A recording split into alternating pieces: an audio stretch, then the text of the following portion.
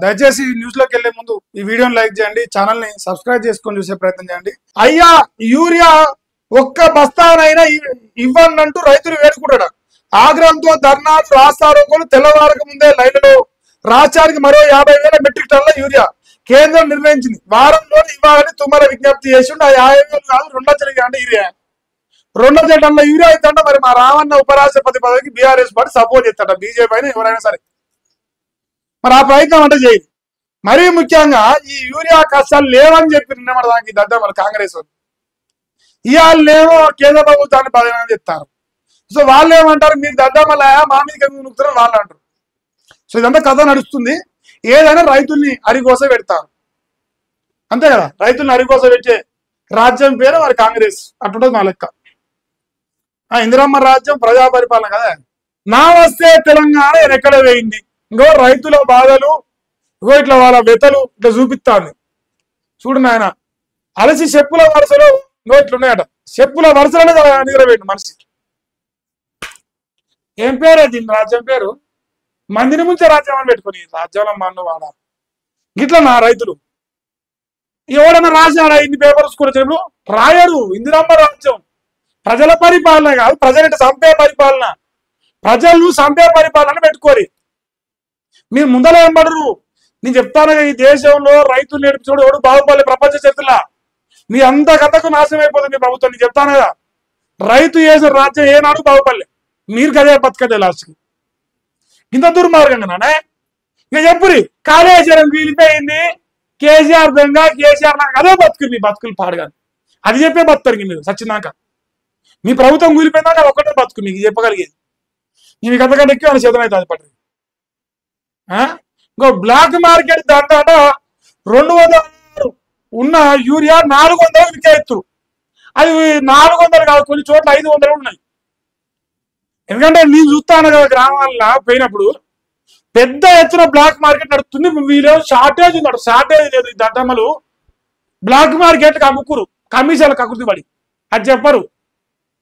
చూడే బస్తాపై 134 అదనంగా వ్యాపారులు వసూలు చేస్తారు. అన్నదాతలు లూటీ చేస్తున్న అక్రమార్కులు.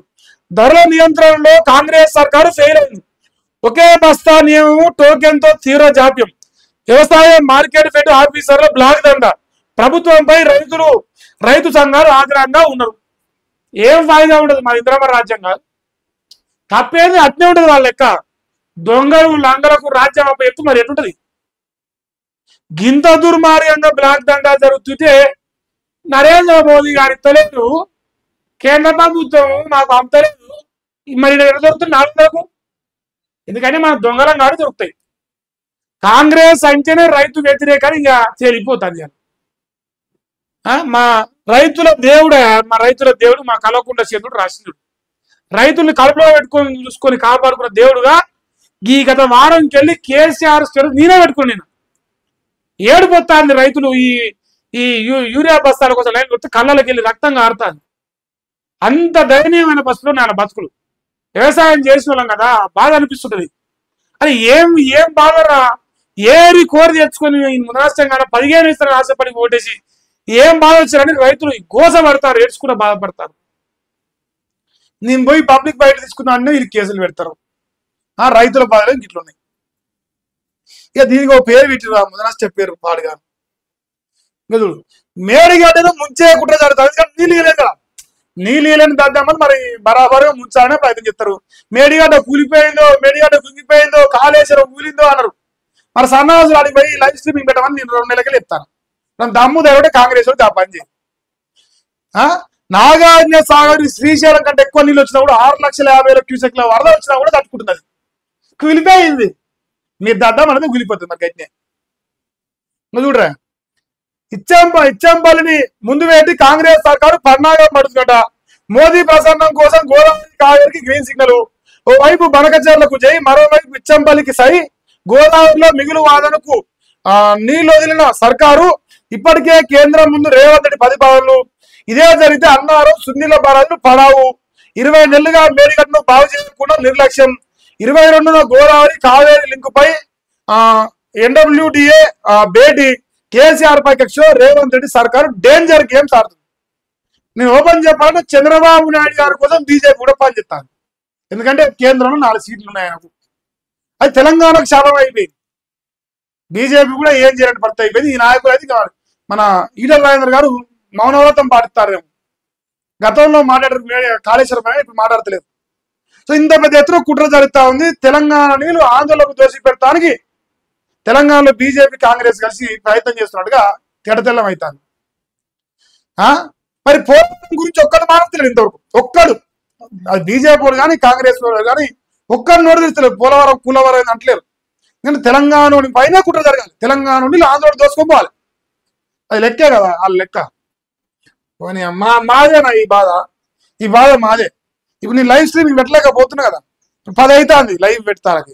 ఎందుకంటే ఇక కరెంటు వైర్ చక్కగా పెట్టాలి చేత కాక కేబుల్ వైర్ వీకేసింది. మా అందరికి నెట్వర్క్ లేదు.